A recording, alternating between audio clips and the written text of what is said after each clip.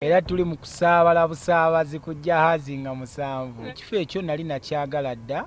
kubanga nali njagala beach naye ng'ez'Entebbe ziri walako ate ekirala nga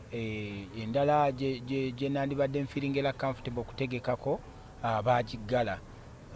nga kwegamba tebakkirizayo bivulu kakati nenfuna awo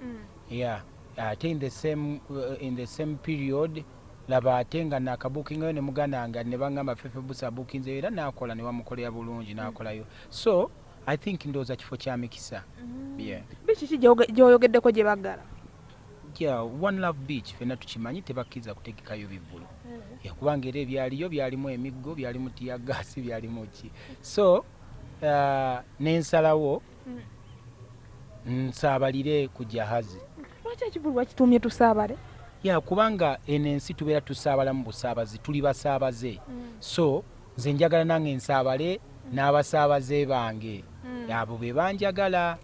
abentambula nabo. Abantu basingayo abakola ebivulu batuuma luyimba lwabakubyemu oba luyimba lunoolondamu gundi emu topika otambulira. Anti nze siri about just luyimba nze kitandika nanze nze kennyini so mbeera saagala kutuuma konsati yange luyimba kubanga so konsati bwenagwanga n'oluyimba nalwo luggwa nze nkola music agenda kubeera wanyumira abantu si wakaseera mbadde maze ebbanga ddene nnyo nga sikola konsati nga mwe bennyini buli wengenda nenyimbira ku bayimbi abalala nga mugamba eyo yaddi ne mubagamba munnange Katonda bwa ekiseera kiwe kinaaba kituuse kijja kuba kituuse era nja gikola so kwe kutuuka kati. Lwaki ennaku z'omwezi nga musanvu? Nali nazibukinga dda lwaki nali first of all njagala giteeka ku birthday ya mutabani wange nga 2 kubanga bamuzaala nga 2 kakati naye nga tejja kuba weekend kakati nga nina okugamba nti kale kangeze bwe mba sibadde na kasente kakuliza mutabani wange birthday